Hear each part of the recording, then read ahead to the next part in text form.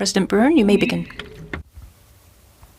Good. Okay. So what I'll do is I have two parts. Let me start the timer. And the first, I'll give some context to what I call North Korea's extreme vaccine hesitancy. And then I'll make some conclusions drawing on I think some of the elements of the context. So to begin with, next slide. This just goes to show you how many people in the world have received vaccines. So it's, as of last week, it was 63.7% of the total world population have received at least one dose. Okay, next slide, please. Thank you. And here's North Korea in the global context.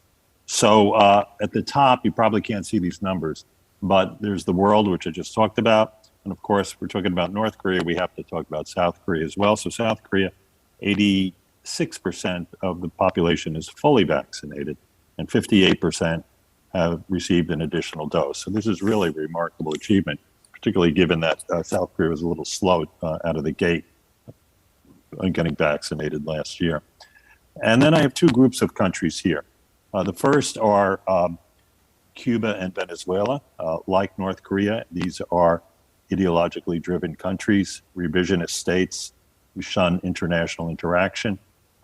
Cuba and North Korea are the only two significant countries that are not members of the IMF or World Bank. For example, they're not part of the international financial system. And Venezuela once was, but it no longer cooperates with the IMF. So in that regard, they're similar. The second group of countries below that, South Sudan, Yemen, Chad, Haiti, Congo, Burundi, all these are failing or failed states, not quite collapsed states yet. So they have vaccination rates at the bottom. Of course, North Korea's vaccination rate, to our knowledge, North Korea is not reporting any COVID, neither are they reporting any vaccination, is zero. So these are the countries that are close to zero. However, I think they're very different from North Korea because even though they tend to be poor like North Korea in terms of per capita income, North Korea demonstrates a much higher degree of organizational capability, and particularly in the realm of healthcare. So it's quite puzzling why North Korea has this high degree of vaccine hesitancy. And I'll get later in my presentation, I'll talk about where and how Cuba and Venezuela are getting the vaccines. Okay, next slide. So I'll talk about the U.S. Okay, next slide. So what has the U.S. been doing in terms of global vaccine equity? Actually, the U.S. has been doing a lot. It's pledged 1.1 billion doses that it will donate by 2023. As of February 15, 2022, 360.5 million doses were delivered. And the thing about the U.S., when I'll get to China, the U.S. donates the very effective vaccines. And so what's the status of the COVID-19 vaccines, the Global Access Facility, COVAX? So if you can turn to the next slide, there's two bullet points. Okay, so COVAX's original goal was to distribute 2 billion doses by the end of 2021, which they did not reach. COVAX credited the delay to export bans, the prioritization of bilateral deals by manufacturers in countries' ongoing challenges at scaling up production, et cetera. And as of February 4th, 2022, COVAX has shipped over 500 million donated doses to 105 countries, and 95% have been sent to lower income countries, 45% to the African countries, according to the data that I've seen. I've seen some conflicting data, but anyway, COVAX is shipping a lot, although not reaching their goal. So what about China? North Korea's only so-called ally in the world, and also a country that shares a long border with. What's China's global vaccine diplomacy? Well, China has pledged a lot, and it's donated a lot, more than the U.S. in terms of deliveries and pledges.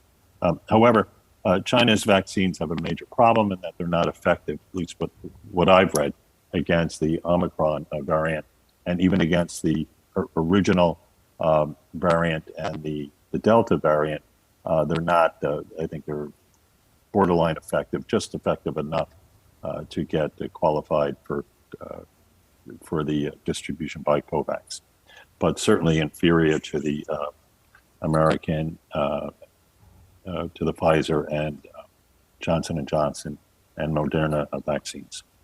And just quickly, so what's South Korea doing? It's very highly vaccinated, and then just some examples of South Korea's global vaccine diplomacy are here. So South Korea has pledged money to COVAX, and South Korea has also pledged to work in Africa with the African Union with COVAX. What I don't have here is that I recall South Korea has also agreed to give vaccines to Thailand and Vietnam, and I believe it entered some sort of vaccine swap with the UK. So not as big a player, of course, for South Korea than the US and China, because South Korea is not yet a regional or global vaccine hub, although it has aspirations to become one. Okay, and the next slide, please. And turn to the next one. So what's on offer from governments to North Korea? The Biden administration in May 2021 said it was open to sharing vaccines with North Korea, conditional on monitoring procedures for the vaccine distribution process. Conditional on monitoring procedures. And then in June 2021, President Moon said that South Korea was willing to offer vaccines to North Korea if North Korea would only accept them. And then there were other related offers to South Korea. And we uncovered one source that said Russia's foreign minister, Lavrov, has offered the Sputnik vaccine and plus medical equipment multiple times in North Korea. But to my knowledge, North Korea has not accepted any of those. Turning to COVAX, COVAX offered, so that's the next slide, here we go. COVAX offered 2 million AstraZeneca doses to the DPRK, and it was delayed and then ultimately rejected by North Korea in July 2021. And in September 2021, the DPRK rejected the Sinovac doses. Next bullet point is COVAX announced another 4.7 million doses for North Korea, bringing the total of assigned vaccines to more than 8 million doses. And on February 10th, 2022, COVAX brought down the number, however, of vaccines allocated to North Korea to 1.5 million doses, citing the earlier allocations were no longer relevant. So the question is, was North Korea just not interested or couldn't get prepared, couldn't fill the documents, couldn't agree to the monitoring process? I really am not sure which one, but maybe a combination of everything. Okay, and then the next slide, North Korea's responses to COVID. And then the next slide, please. So as we all know, North Korea's international borders with China and Russia have been closed since January 2020. Although there was a limited opening with China recently taken place, and our first speaker spoke about that. Moreover, not only does North Korea has closed its international borders, but domestically, there's very severe travel restrictions and closures, although recently the authorities seem to be attempting to ease some of these travel restrictions, but they're still very, very burdensome. More burdensome than walking into a restaurant here in New York City. We have to show your proof of vaccination. So what about North Korea's public health infrastructure? So North Korea's, as the first speaker mentioned, that North Korea's hospitals aren't up to snuff, at least according to, compared with South Korean hospitals. And what we found when we were looking at this issue is that under emergency protocols, there are a shortage of doctors in small clinics and hospitals in rural areas. However, something that's very important, I think, is that North Korea is capable of implementing a national vaccination program. say maybe unlike Haiti or Burundi. And that was demonstrated by the measles vaccine campaign in 2007, where North Korea very effectively, over a very short time, essentially vaccinated the entire population. And the number of deaths from measles, there were deaths from measles, but very, very low, nothing like the COVID experience. So, yeah, and then there's issues on the cold chain of vaccine storage. I guess theoretically, North Korea could deploy some sort of a cold storage chain to get the better the messenger RNA vaccines, which require, a very severe cold storage chain. So turning back to Venezuela and Cuba, how have they managed? So they've shown a greater willingness, a less hesitancy to get vaccinated, even though both countries shun international cooperation. They do have, Cuba's open to tourism. Venezuela is open to aid from Cuba, probably Iran, probably from China as well, maybe Russia. So they're not as close as North Korea, and therefore they would have the motivation to be vaccinated. So you can turn to the overview. Okay. So this is just some detail about Venezuela. Venezuela is pretty much a failing state, if not a failed state. The very severe drop in national income since around 2015, food shortages, hyperinflation. I mean, Venezuela really is a mess, in some ways in worse shape than North Korea. Nonetheless, in 2021, Venezuela received 1.3 million doses from China, and also some doses from COVAX. Cuba is an interesting case, I think, because Cuba has homegrown vaccines, and although none of these are WHO approved, nonetheless, it's exporting some of these vaccines to a number of countries, which I mentioned there. And then next slide, please. Okay, so this is just some more detail about the COVID situation and vaccine, the COVID vaccine situation in Venezuela, rather. And so it's receiving vaccines from China and from Russia and also from COVAX. All of these supplies are potentially available to North Korea. And then the next slide, please. So Cuba's COVID vaccine, I won't go into all these details, but Cuba has 5 homegrown vaccines. To my knowledge, North Korea doesn't have any. Of course, none were approved by the WHO, but nonetheless, Cuba is hoping to export these to a number of countries. And of course, Cuba has vaccinated 90% of its population with 1 dose and 83% with 2 doses. It's up there with South Korea in the number and the level of vaccination. Well, taking that context, what conclusions can I offer?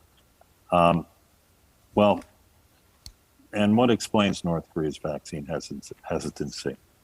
One, of course, one explanation is that North Korea likes having a closed border and having extreme controls over its population. But another explanation could be that North Korea actually wants to get its population vaccinated, and the COVAX's vaccine supplies, what they're geared to, my understanding, is that it covers a certain percentage of the population, but certainly not. It's not intended to cover most of the population. So when COVAX offers to North Korea, even at the peak, it wouldn't cover. It would be, a minority of the population would be covered. Another reason that I've heard in various seminars and roundtables I participated is it's like vaccine snobbery. Probably rightfully so. The North Koreans distrust the Chinese and the Russian vaccines. They would prefer to have the Western viral vector and other type of vaccines. In other words, the messenger RNA vaccines. Another reason is that if COVAX donates vaccines, and also what the United States offered, there'd be a monitoring requirement. And as we know, from the nuclear negotiations and also from North Korea's fleeting approach to the IMF and World Bank back in 1997. It doesn't like transparency. It doesn't like monitoring. It doesn't like a lot of, I think, foreigners in the country.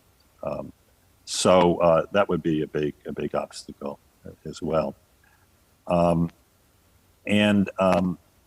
So North Korea has really put itself into a box, the way I look at it. It's historically refused to open up and respond positively to gestures from the international community for cooperation and opening.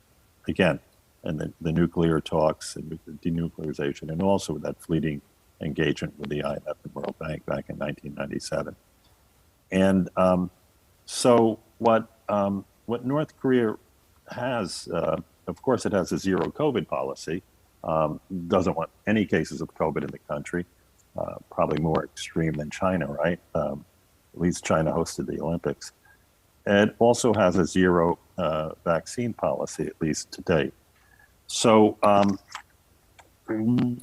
I think there is an imperative to vaccinate North Korea, to promote vaccination in North Korea. And the reason is, the way I look at it is, it's really a self-interest in the global community. It's areas with low vaccination are the incubators for variant virus strains. So it's in the global interest to have North Korea vaccinated, as well as those other areas I talked about, the other countries, Haiti, Burundi, all those countries. The thing is, if COVAX or even some American offers or even South Korean offers of vaccines, they probably wouldn't be enough the way they stand now. And of course, North Korea doesn't have any access to the commercial international vaccine market. It can't approach Pfizer and make a deal for vaccine supply. And North Korea does not have the domestic capability to manufacture effective vaccines, or else we would have been reading about it, I think. However, I think what the world should do is just go big with North Korea and make an offer as an unrequited humanitarian gesture. And perhaps North Korea would accept something like that if it's not a wedge to induce an opening to the country, for it to be part of the international system, and not a bargaining chip for denuclearization or anything else. And I think there's enough supply out there, probably even enough supply of Moderna or Pfizer-BioNTech messenger RNA to offer North Korea. So this is not an original thought that I've had. I've heard other people express that, to go big with North Korea, offer, to vaccinate the entire population, and also to do more, to give them therapeutics so they could effectively treat people once they do get infected. Today in Reuters, Thomas Quintana, the UN Special Rapporteur for Human Rights in North Korea, called for the international community to vaccinate the entire population. He has it at 26 million. North Korean statistics are really dodgy. Maybe the population is 26 million, but that would require 60 million doses, according to Mr. Quintana. And I think it's in the interest of the global community to do this. Another thing is, don't conflate this with development assistance, or think that a humanitarian gesture would lead to development assistance. For development assistance to be effective, development assistance has to be conditionality based. There has to be a policy component to development assistance, so that the incentive system, the reforms put into place, the reforms in the institutions and the system lead to sustainable development, and eventually lead to the ability of a country to seek external financing. North Korea is not ready for that. It's probably not willing to do it. It's not able to do it. So don't even think, in my opinion, that this should lead to development assistance. Remember, the lesson of the Marshall Plan was actually fairly modest in terms of dollars offered to the Western European countries, but there was a policy conditionality. The receiving countries had to shun the socialist socialist way of organizing their economies and have capitalist incentives to get the economies working. So what the UN Special Rapporteur's office, UN Special Rapporteur on Human Rights, Thomas Quintana, I like his offer, but it reminds me of the Mel Brooks lyrics, where hope for the best but expect the worst. Although I would modify that to say that in the case of North Korea, hope for a change for this vaccine offer to vaccinate the entire population, but expect the same. Don't expect this to lead to any major change in North Korea, but it'd be good for the entire globe to have another population that's well vaccinated and therefore not an incubator for variant vaccine strains. Thank you.